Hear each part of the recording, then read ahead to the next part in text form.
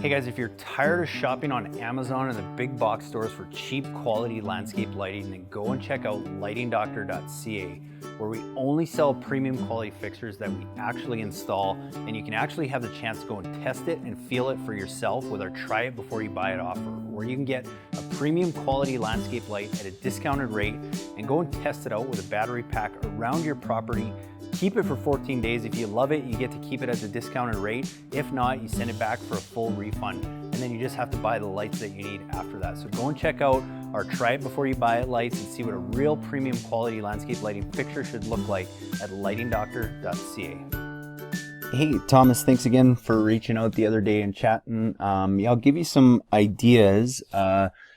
It just depends, I guess, on a couple things, but I'll give you some ideas anyway, and then we just kind of work from there, and we can figure out a game plan for a kit and everything. But I love the area around the pool, and what I would definitely do with something like this is I would look at trying to light the perimeter. So I like that they kind of added some of these lights to kind of give you an idea of what it would look like, because I like the idea of how they've kind of backlit some stuff. So what I would do is kind of keep up with this theme. I like the idea of backlighting the fence, especially in the landscaped areas, because that does a couple things. One, I mean, obviously you can see it looks nice here, but that perimeter lighting always helps make things look a little bit bigger. Now, I think the biggest challenge will be that a lot of the areas are going to have concrete that you're going to have to work with. So one suggestion I would probably do, if these are going to be fairly large pots,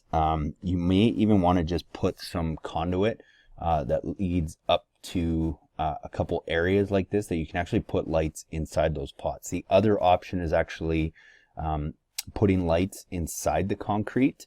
The only thing is you want somebody who is fairly competent in doing that, because if those lights ever go bad, it's that much tougher to switch them out, and you'd have to work very closely with the concrete guys just to make sure you get the sleeves in properly and everything. But if you didn't want to do that, then here is a couple things that I would do. So first off, if you don't want to worry about the concrete at all, you want to backlight that.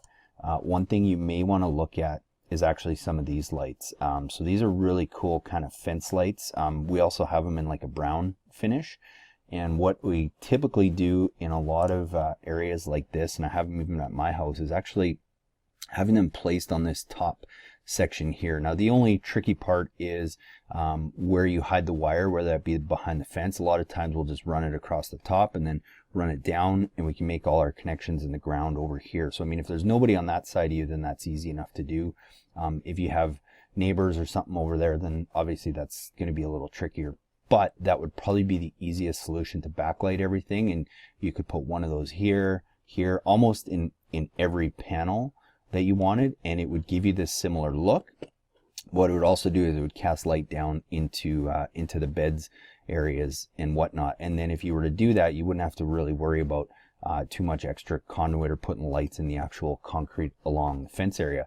And then what I would do is, so in an area like this where you have it kind of backlit, so you have it backlit here, and maybe there'd be one here, then I would probably try and stagger just the typical accent light, probably like this guy here, to highlight some of these trees. So for example, if you've got it backlit here and here, I'd probably try and get an accent light here, probably somewhere in here and somewhere in here, so you're lighting a little bit of the front of these as well as the back. And then in the raised beds like this, I would actually use some path and area lights, so something like this guy, and it would give you a similar look to this, because you'd have this backlit from above, and then you would have some path and area lights in here that are going to cast this kind of light down throughout the bed. So I think there was another picture. So how I would probably do that is, again, try and backlight the panels, be backlit behind, and then you try and put your path and area lights kind of in between, and maybe 4 of those is all you would need,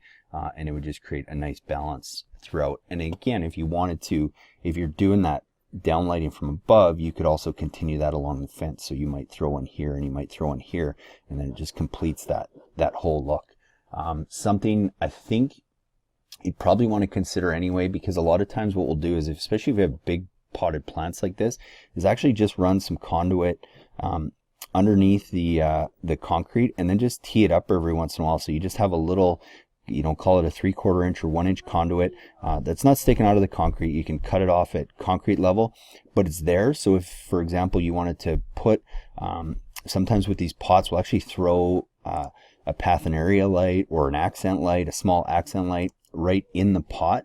And if you have that conduit that you can just slide the wire in and pull it up and then connect your wire, because usually these big pots have a they've got like a drainage hole at the bottom. You just sneak that wire up the bottom of there and you can actually place lights in the fixture. So anywhere where you might think you're going to have some potted plants or something like that, I would probably try and just run some extra conduit and have that underneath, and then just kind of tee it up to ground level so that you can always slide some wire in there later if you wanted, for pots and whatnot. But honestly, I think that's your best way of doing it. The other option that you could do, if you don't want to put the lights up top, I think you can also backlight the fence with some wash lights like this.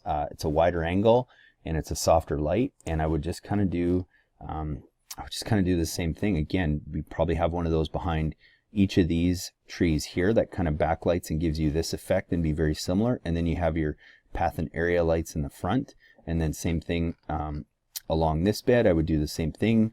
You'd probably have 1, 2, 3, maybe 4 of those wash lights backlighting the fence, and then you have like 3 accent lights in the front. So you can easily do that. The only reason I tend to lean towards the lighting above is because you can do more in these areas where you don't have to worry about the concrete as much, because now you can have that lit from above. Whereas if you don't light it from above, you're probably not going to be able to get much lighting on the back of here without having to actually place a light in the concrete. And it's an amazing look. It's a little bit more work, and it depends how much you want to take on for your DIY project. So give me a shout with those thoughts. Let me know what you think, and we can kind of start building something from there. All right, thanks, Thomas.